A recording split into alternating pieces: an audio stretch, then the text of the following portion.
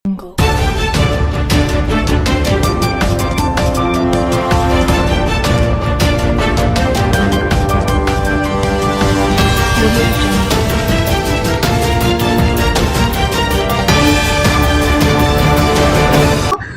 రోడ్డుకు తక్కువ ధరకు భూములు ఇచ్చి త్యాగం చేశారు.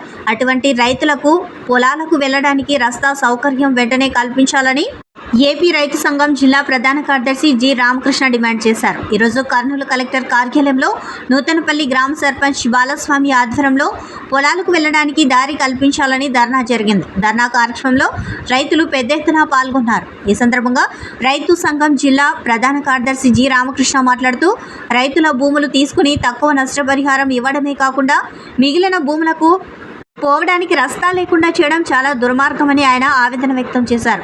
నేషనల్ హైవే రోడ్డు దాటిన తర్వాత నూతనపల్లి, పశుపల గ్రామాల రైతుల భూములు సుమారుగా 900 ఎకరాలకు పైగా ఉన్నాయని, వాటిని సాగు చేయాలంటే వంతెన కింద రస్తా ఏర్పాటు చేయడం అవసరమని, దానికి కొద్ది దూరం సర్వీస్ రోడ్డును కూడా నిర్మాణం చేయాలని అన్నారు. నేషనల్ హైవే అధికారులు లేదా కాంట్రాక్టర్లు ఇక్కడ రస్తా లేదని చెప్పడం చాలా అన్యాయమని, ఇక్కడ రస్తా సౌకర్యం కల్పించకపోతే సుమారు 10 కిలోమీటర్లు ఉంటే గార్గేపురం దగ్గరకు తిరిగి రావాల్సి వస్తుందని, దీనివల్ల రైతులు తీవ్రమైన ఇబ్బందులు ఎదుర్కోవాల్సి వస్తుందని ఆయన చెప్పారు.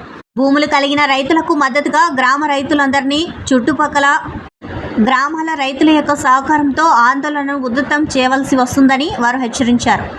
అనంతరం రైతులందరూ కలిసి ప్రజా దర్బార్లో ఉన్న జిల్లా కలెక్టర్ రంజిత్ భాషను కలిసి వినతి పత్రం ఇచ్చారు.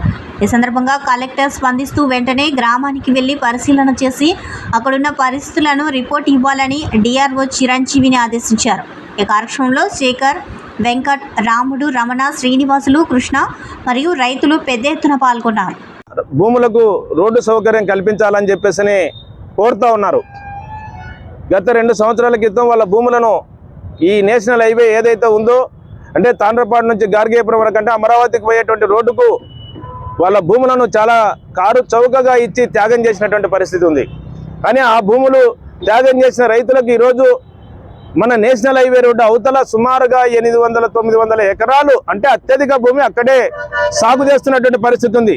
అటువంటి భూములకు రస్తా లేకుండా ఈరోజు మీరు గార్గేపురం దగ్గర తిరిగి రాపు అని చెప్పేసి చెప్తున్నా, అంటే సుమారుగా 10 కిలోమీటర్లు పైగా అయ్యేటువంటి అవకాశం ఉంది. ఇది న్యాయమేనా అని చెప్పేసి మేము అడుగుతున్నాం. అవకాశం ఉంది. ఆ రోడ్డు దగ్గరనే బ్రిడ్జి కట్టినారు, బ్రిడ్జికి గల్లు ఉన్నాయి. ఆ గల్లలో పోతే కనుక సుమారు కొద్ది దూరమే, అంటే 1/2 కిలోమీటర్ కూడా లేనటువంటి పరిస్థితి ఉంది. అట్లాగే సర్వీస్ రోడ్డు వేయాలా, యువతల పక్క సర్వీస్ రోడ్డు, అవతల పక్క సర్వీస్ రోడ్డు. నూతనపల్లి గ్రామం యొక్క పొలాలు నేషనల్ హైవే రింగ్ రోడ్డుకు పోయినాయి.